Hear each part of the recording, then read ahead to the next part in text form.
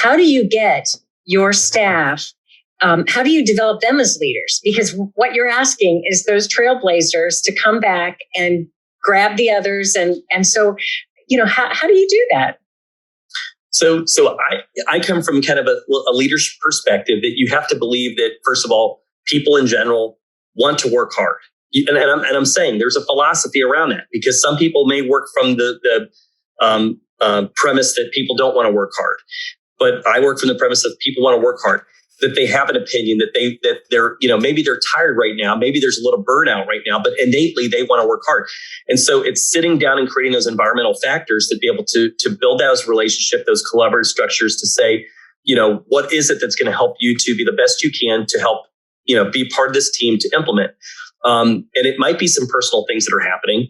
And, sometimes you can't solve it, but you can be there for them.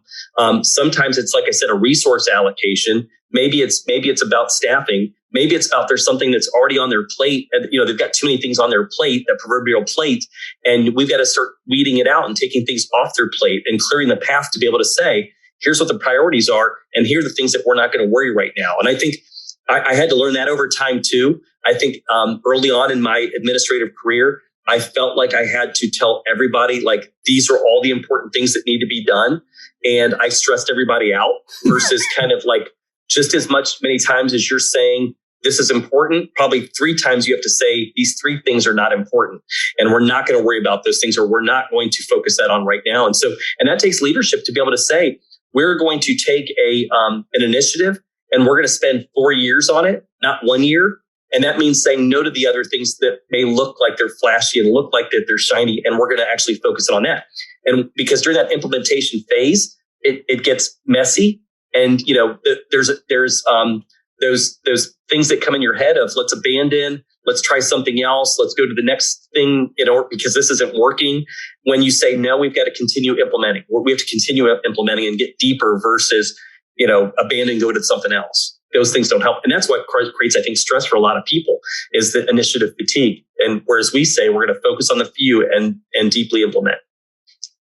So, Neil, if you could think about advice for, maybe I'm a teacher and I am really wanting to affect change in a bigger way. But yet maybe I don't want to be an administrator. What are all the ways that I could share my strengths to help a district move forward?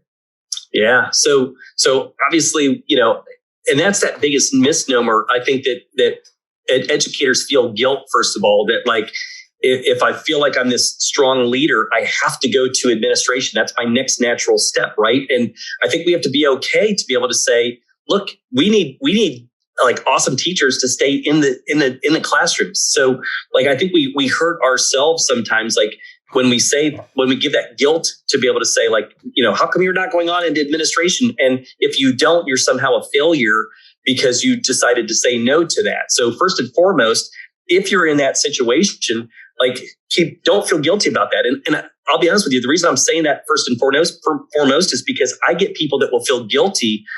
And because they'll call me and they'll say, Neil, help me to find this job because I'm supposed to get this job. And I go, do you want this job? And they go, I really don't, but people keep telling me I have to, but I don't want it because I love being around our kids. And I said, well, what are you looking for? And they said, well, we're looking for leadership opportunities, exactly what you're saying. And then they'll say things like, but I can't be the department chair or the grade level chair because that position's already been filled. Like somebody with more seniority has that. And, I said, like, have you ever talked, and this is sad, I'm about to say it this way, because I wish it would happen the other direction. But have you ever gone to your principal and said, like, I have a certain passion project that I'd love to be able to do in my building, or go to like, I talked to somebody that had been in their building for like 8 or 9 years or something, and phenomenal teacher.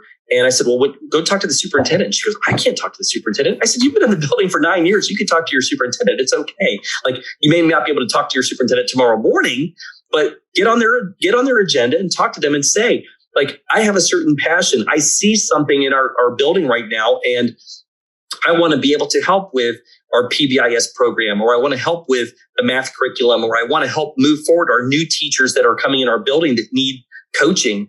I want to partner with our families and create some type of opportunity to help to, bridge gaps and provide some resources and supports for them. Like whatever it is, I hope there's some things out there. And, a building leadership team, for example, and somebody said, well, they have 5 paid positions on that. I said, well, if you're okay with it, like you could be the 6th unpaid person, like if that's what you want, but talk through those things. But I think we have to figure out ways to provide and create, those, I call them passion projects, but the ability for teacher leaders to be able to kind of share their information. But I think the biggest and best thing is mentoring. Like I really believe in, like, we've got a new crop of teachers that are coming in the fall that need some positive leaders. And so, go and talk to somebody about being a part of that. Mm-hmm. I think that like sometimes it doesn't always have to happen in your building. I'm on social media a little bit. I love to connect a little with people. bit, right? Yeah, a little bit. I love to connect with people, and I love going to conferences. I love presenting at conferences. I love going and connecting with other people at the conferences and being a part of that. There are these things called ed camps that are out there, and they're free conferences, and you can go and you can present and you can share. And it's weird because you're away from your family, you're sleeping in a hotel, you're sometimes paying out of your own pocket, but my bucket fills up like to the brim when I'm doing those things. And I think it's important to kind of find what are those triggers that help keep you energized, not that drain you, and be okay with kind of, again, investing your time and your money and your talents and treasures in those things.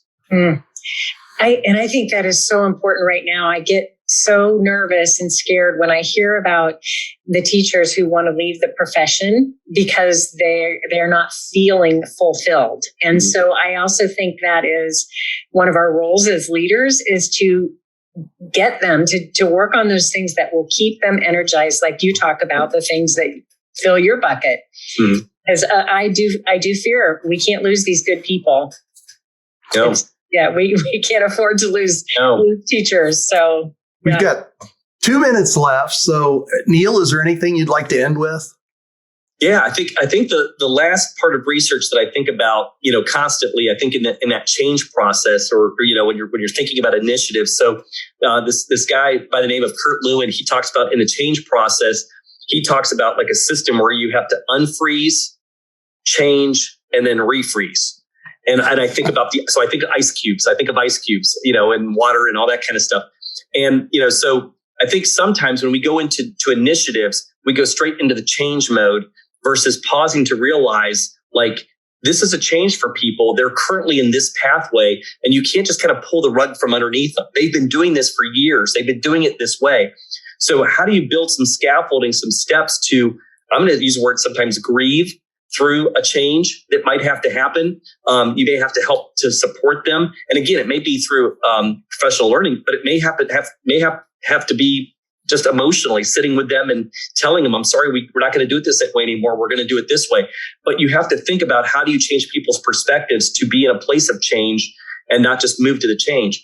But then after that's over, after you've done that change, we tend like to just move to the next thing and think that like done, I sent the email, it's done, versus like the refreeze part that comes in this process that says, how do we like now reestablish or embed it into our culture so that when I step away, it stays intact and it doesn't just fall apart because of that. And I think that again, as leaders, we'll sit there and say, well, I took this initiative from another district and I did it here and it didn't work. So the initiative is bad. It's not the initiative that was bad. It was poor implementation. It was because you didn't think of unfreeze, change, and refreeze that has to happen.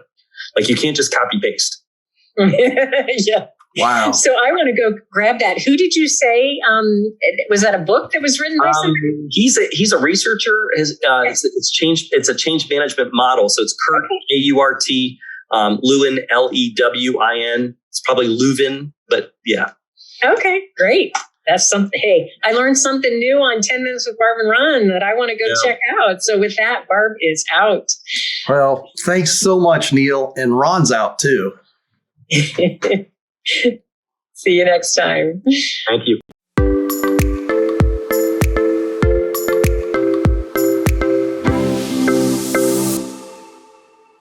YouTube, please subscribe, like, comment, and share.